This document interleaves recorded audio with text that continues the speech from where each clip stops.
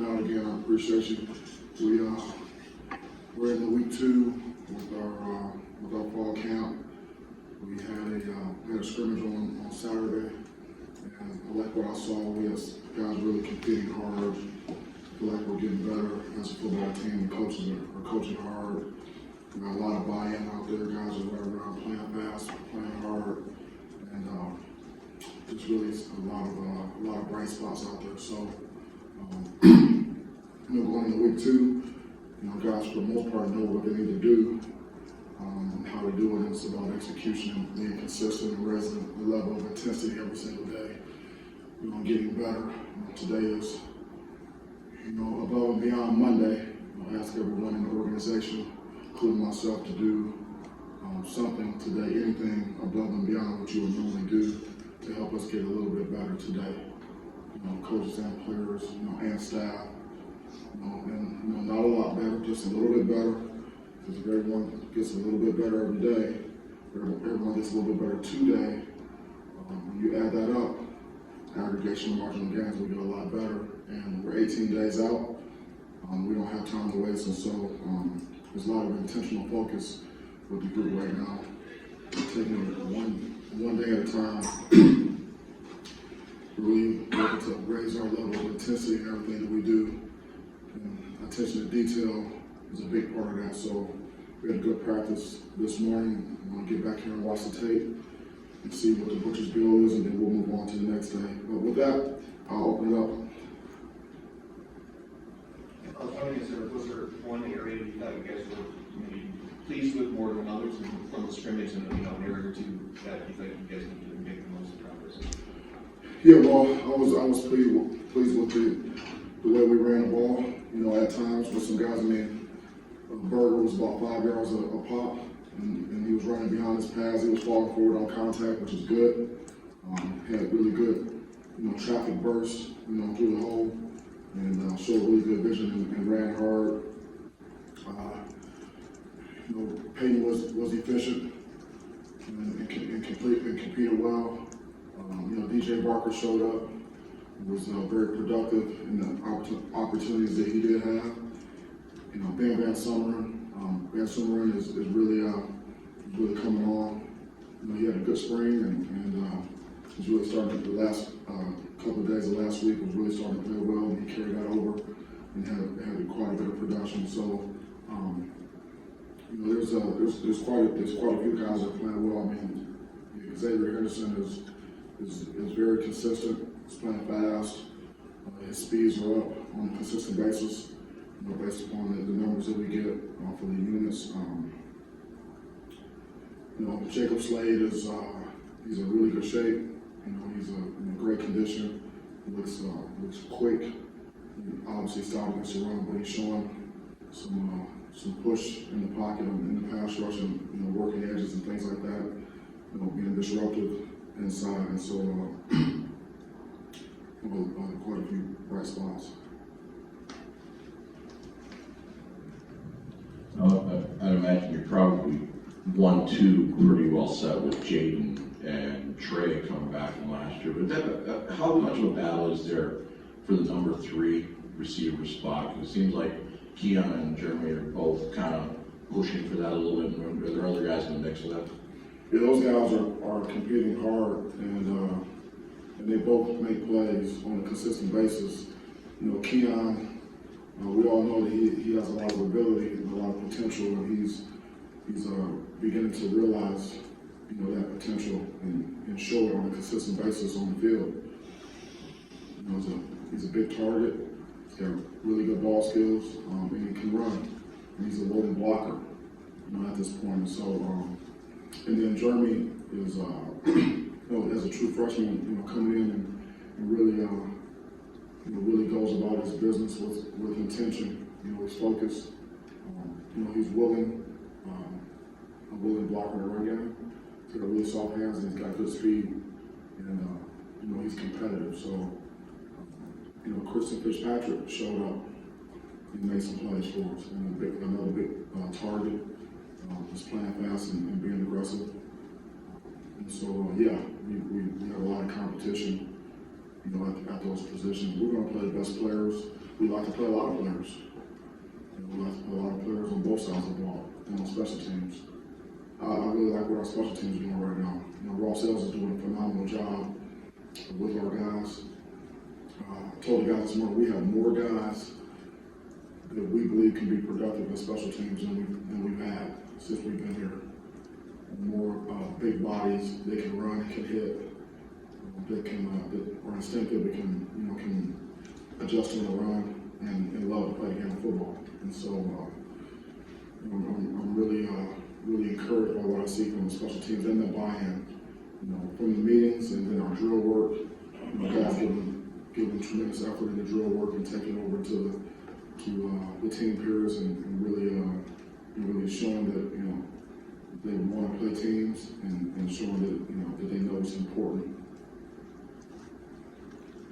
You talked about your run game up top. Just where do you see that competition with the running back specifically right now, and was the scrimmage maybe a good separator at that group at all? Yeah, I mean there's a lot of competition there, and I mentioned Berger, but Broussard is doing well and is showing up. I'm glad we got him, big time.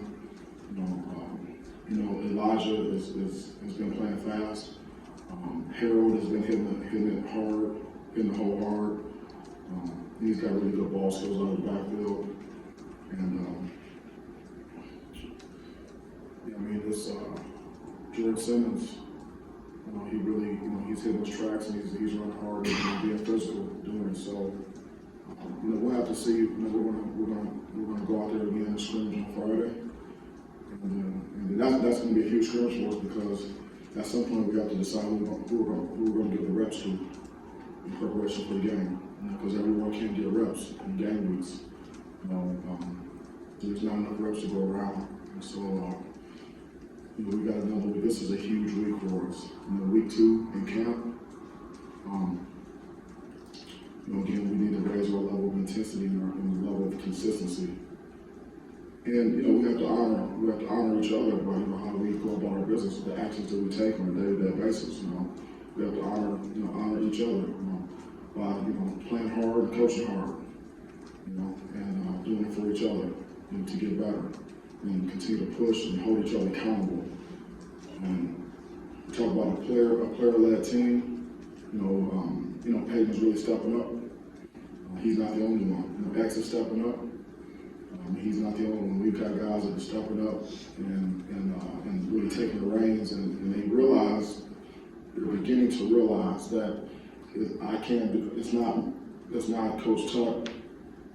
It can't be just me pulling guys. It's not just Jay or Cap or Scotty, or Ross or any of the coaches. It's not just the coaches. It's players.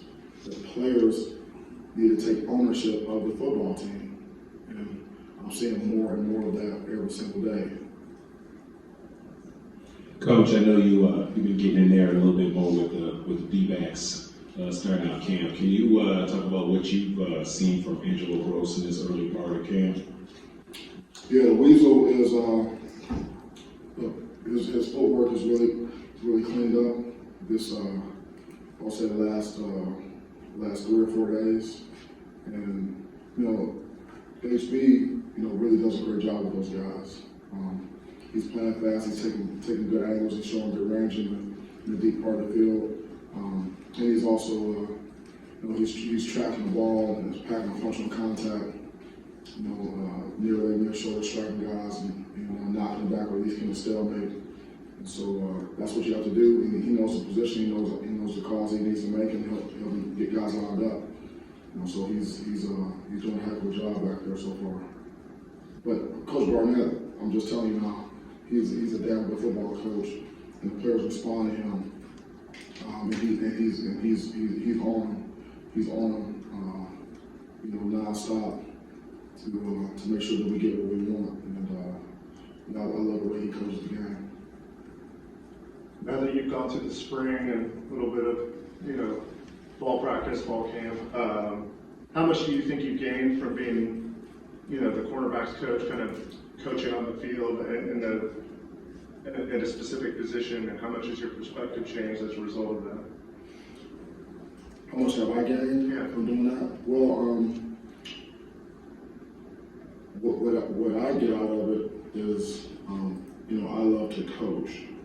I love to do the hands-on coaching, you know, position coaching, whether it's, you know, a corner or safety, a nickel, whatever. And that's what I love to do on the grass the most. And so, you know, I get to do that, you know, every day, which, and it's very humbling. Coaching is a very humbling profession, and you're trying to get guys to do what you want to do, and they don't always do it. You gotta point to yourself. You gotta look yourself in the mirror and say, hey, you know, I need to do a better job coaching. You know, so I'm going year 26. I'm still humbled every day, you know, out there. So, you know, you gotta stay. For me, I have to stay hungry. You know, I have to, you know, continue to become a better teacher. And really finding out more and more about the players individually, like what buttons that I need to push.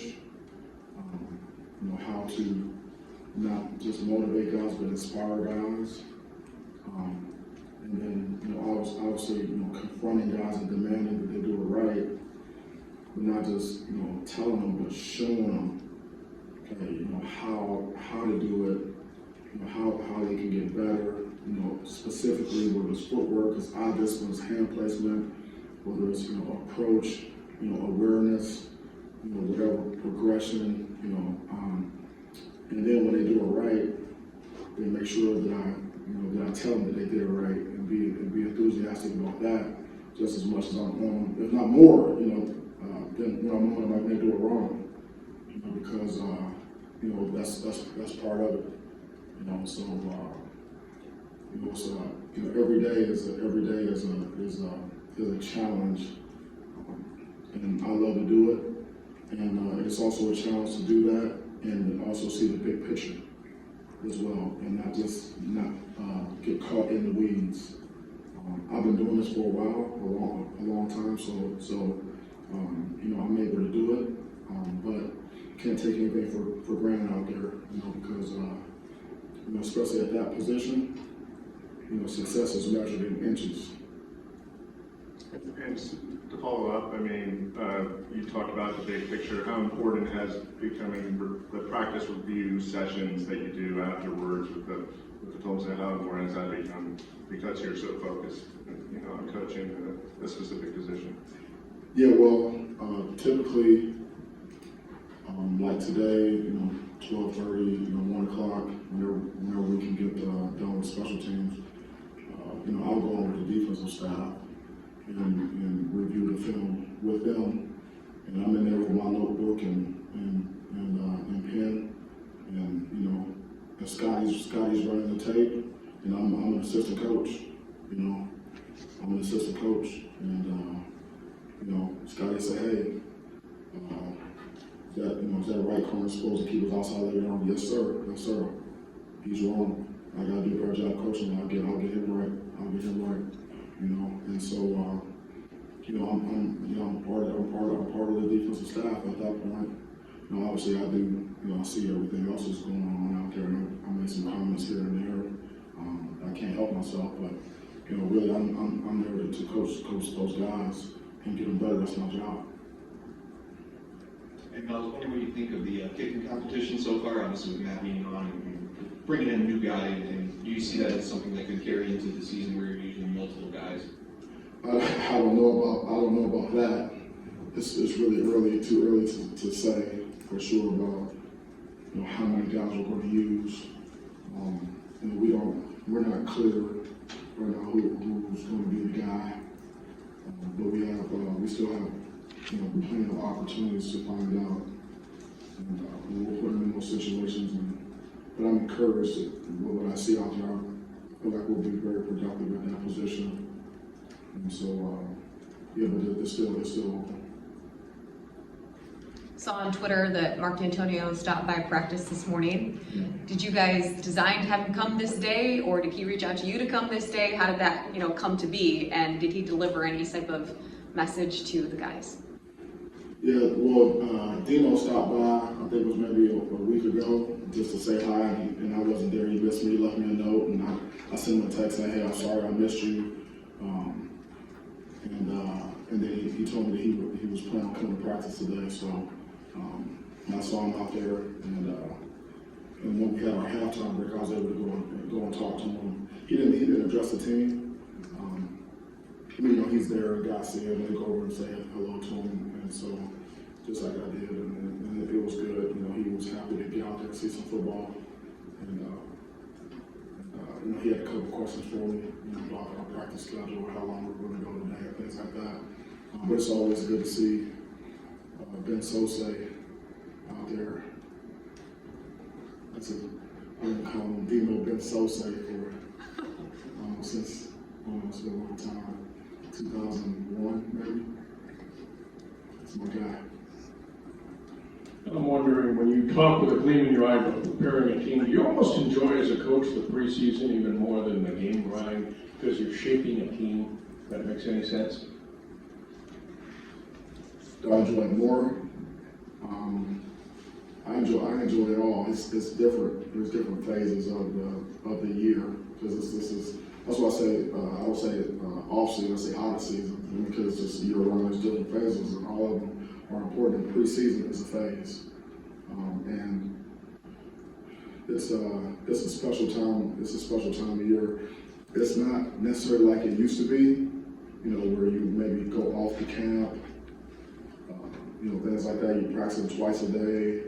Guys are, they blow up mattresses in the indoor and the locker room between practices and things like that. But it still is camp, and at this point, we're not focused on our opponent. We're focused on ourselves, and that's the difference. That's what makes it.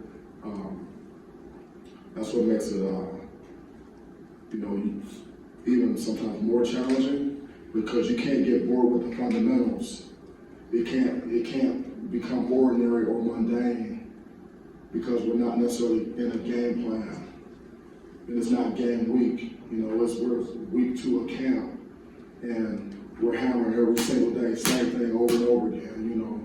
Eye discipline, attention to detail, pad level, blow delivery, using your hands, footwork, extra effort to the ball, extreme effort to the ball, upper body bias to the ball, leverage and tackle. Basic things.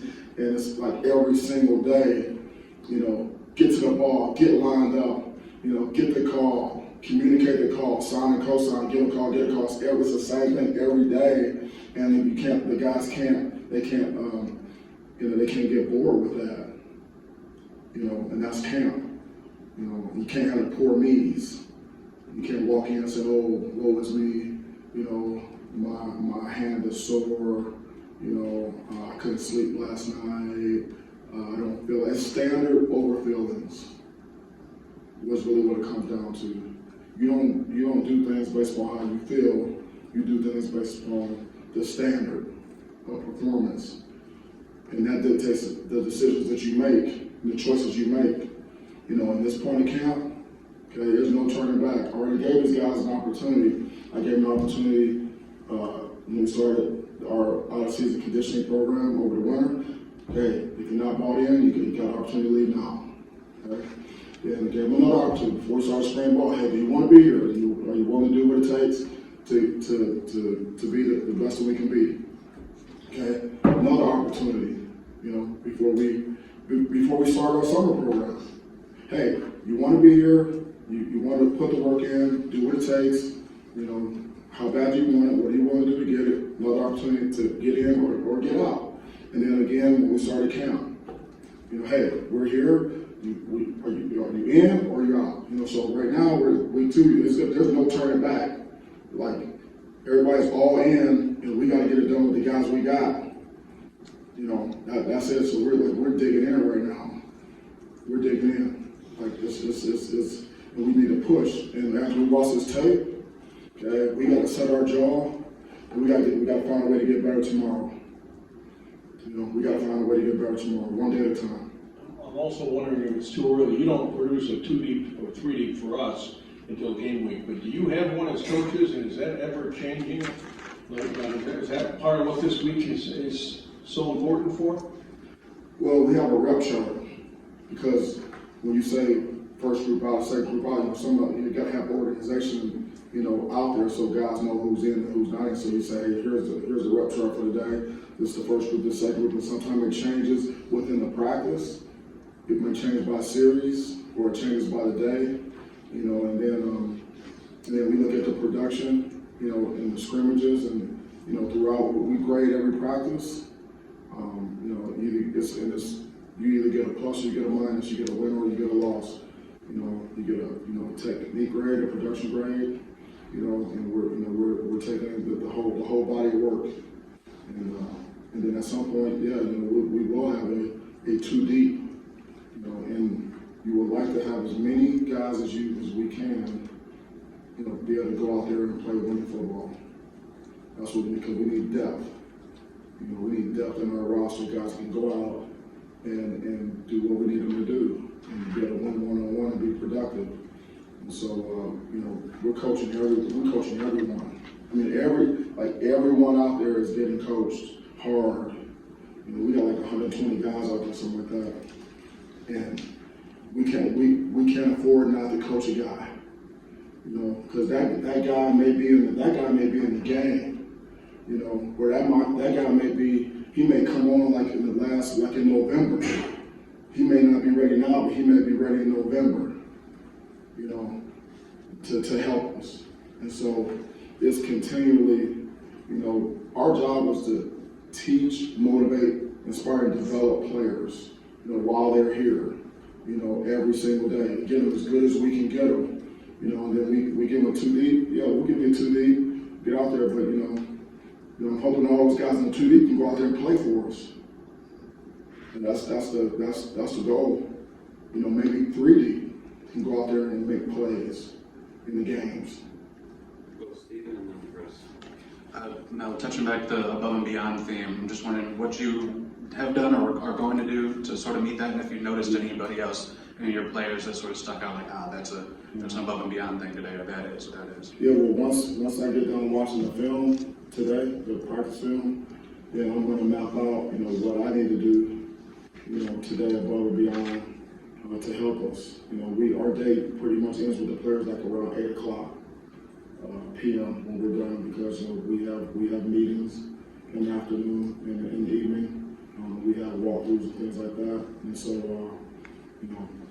I'll figure it out. You know, definitely have some ideas in my mind, because I'm going to ask the staff this morning at 7:15 a.m. staff meeting and say, hey, you know, for everybody, you know, to do something above and beyond today to help us get better.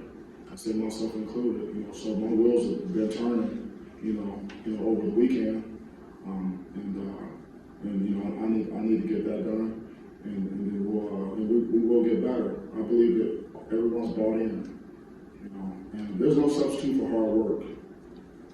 There really isn't, you know, but you know, it's got to be productive, and it's got to be intentional, you know, what we do to move the needle, you know, so.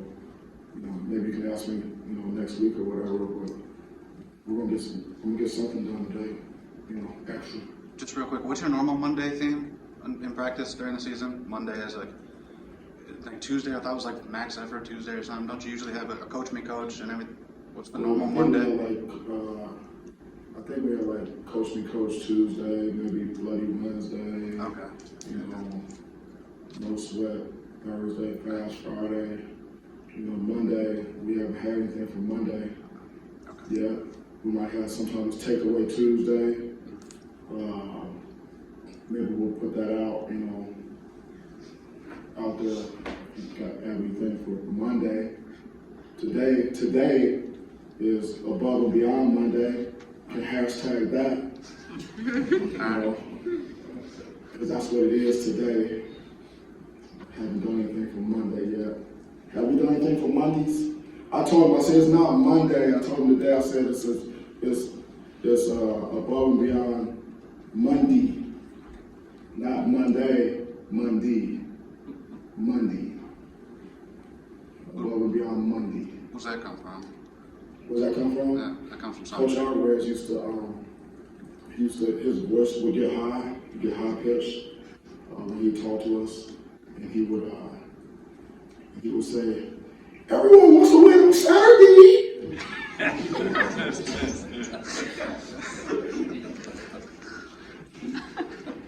Sounds good. I don't know where to top that. I was wondering, saw that Ethan Boyd was getting some reps with the ones at right tackle. I guess, where's that competition at right now on the offensive line, particularly the tackles? And what are you seeing from those younger guys that you talk about coming into this that need to kind of step forward? Yeah, he's been getting some reps in there, and Spencer Brown is in there, and then we got Horst in there, and then Baldwin's been getting some reps in there. So we're rolling those guys through, and guys are getting good work in there. Absolutely, yep. Working. Now, how important do you think it is to find a featured back that is an identifiable threat for the opposing defense, just to be able to sell play action, since that was such a big part of your game last year? Yeah, you have to be able to run the ball on your terms. Like when we want to run it, when we need to run it, we have to be able to run it, and you have to have a strong offensive line. You got to have guys that are willing to block in the tight end position, and the receivers. You got to have really good scheme, be able to get in and out of plays, and you got to have some calling and running plays too, where you don't care, you just calling, you just running it. Again, then you have some backs that can tote that middle. You got to have guys that put pressure on the defense, where you hand the guy the ball, and everyone on the defense is at the point of attack, front side and back side. That's the type of back you need. You need guys that can hit the hole and take what's there. You need guys that can maybe get something that's not there. That can make guys miss, and they can run you over and fall forward on contact, get yards after contact. So it's important to have a back. Okay, it's important to have more than one back. To stay fresh and keep hammering and hitting up in there and protecting the football. And how much do you think the defense last year, maybe the opposing defense saw Kenneth Walker and was like, we need to kind of play it safe here a little bit, and so that they would put guys maybe towards the line and try to follow up. Well,